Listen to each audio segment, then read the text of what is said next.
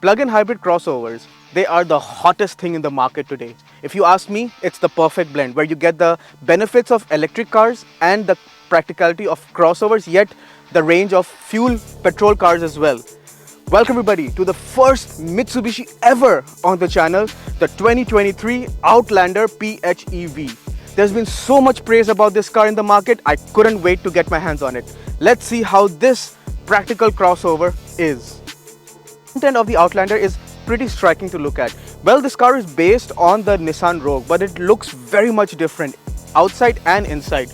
The front end, you've got some nice looking DRLs on the hood and headlights which actually look like fog lights in other cars, but the lower part is actually the headlights, the upper part is only the DRLs and the indicators.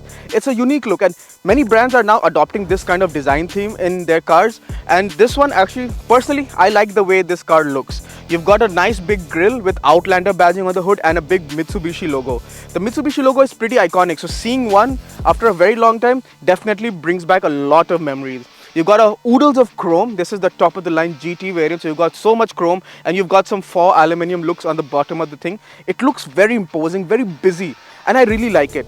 When you come to the side, you notice that it's got a lot of cuts and creases on the side. You've got the shoulder line on the bottom part of the doors. Again, it's very simple, but it looks very good. In fact, you might not even look twice when you're passing by on the road. But that's fine. Not every car needs to look like it's the most striking car out there. This looks just perfectly adequate, and adequate is the word which will be used a lot with this car because that's what it does a lot. You've got big badging of plug-in hybrid EV because this is one of the very few plug-in hybrid EVs in its segment, and Mitsubishi is going to great lengths to market it that this is one of the few and very competent plug-in hybrids. You've got some fabulous looking 20-inch wheels which look really good. You've got the dual shade on the wheels which look really good.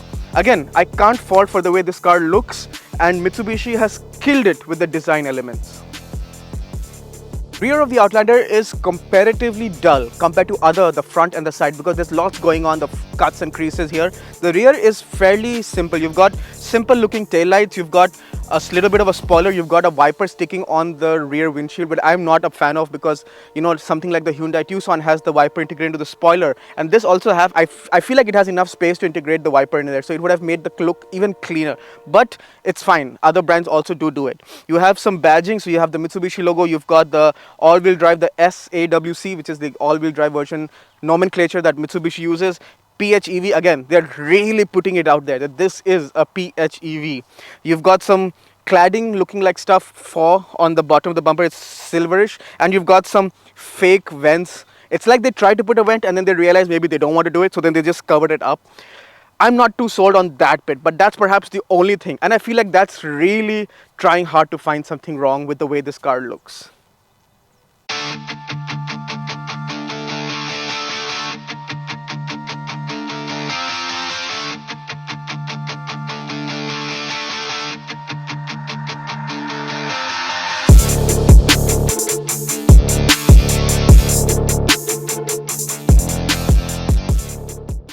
Now inside the Outlander, and honestly lots of things remind you of the Rogue, which is not a bad thing. They've taken some nice elements like the nice screen, this nice looking gear lever, but everything else has been slightly tweaked to make it special for this Outlander.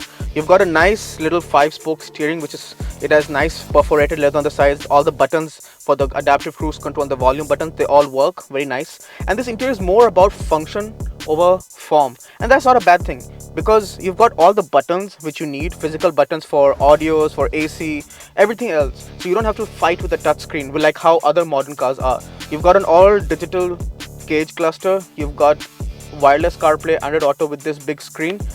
What else do you need? And you've got some nice tan finish in leather all over the interior. So you've got a nice big on the dash, you've got the same tan stitching on the dash, same cross stitching on the door, a very big nice little armrest which opens, and you have decent storage, not the biggest center storage, but it's not bad. You can still put some stuff. You've got the same cross stitching pattern on the seats as well, which look really good. Coming to the seats, and this is a tall claim, but perhaps I feel like these are one of the best seats I've ever sat in. And it's not only me. I know 2 or 3 people of my friends who sat on the driving seat, on the passenger seat, and they concur with me. These seats are one of the best. The cushioning is just spot on. The backrest is so soft, the under thigh is so good, And these also have massage for the driver, which is a added bonus. It just looks so good, so comfortable, and perhaps one of the biggest reasons why this car is such a good cruiser. You've got dual zone AC, you can control the rear AC as well. You've got a bit of this drive mode selector, which feels very tactile, feels very nice. You've got 2 cup holders, so it's insanely practical, extremely comfortable, and it looks decently good as well. What else do you need for a people moving crossover? I am now in the middle row of the Outlander, and honestly it's a great place to be. You have a lot of knee room, a lot of headroom, and have a lot of place to tuck in my feet.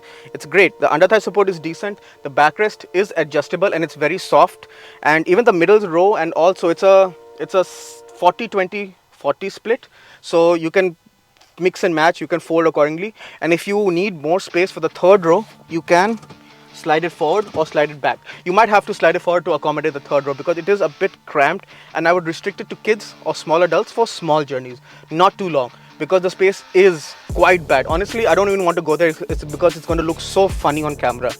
The rear is also more function over form, and because you have so much practicality, so you've got 2 pockets here, same on that seat, so perhaps you can use it to put your phone or keys and stuff. You do have the normal seat back pockets as well, so there are lots of storage options. You've got cup holders on the door, and you've got the same stitching around. It's very, very nice, very spacious. You do have the panoramic glass, so more light is let in.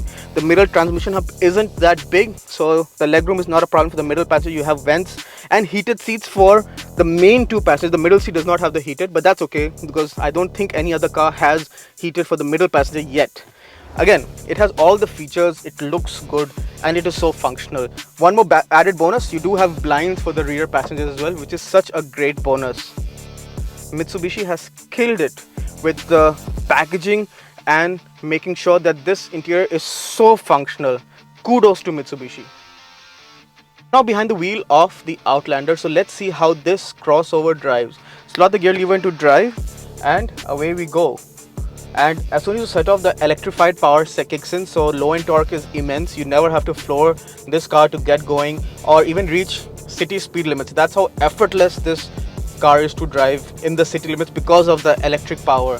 Combined with the petrol engine, you have about 250 horsepower, 245 horsepower, which is not too bad. Helps this crossover go from 0 to 100 in about 7 seconds, which is again decent. It's not the fastest crossover in the market, but these things are not meant to be pushed. When you're cruising, you do get the occasional blend in of electric and petrol, but the switch is so smooth, so seamless that you can never figure out when the car is running on electric or gas. It's just so seamless, the transition, and that's what I love about this vehicle. It's just no nonsense. It just works so beautifully well.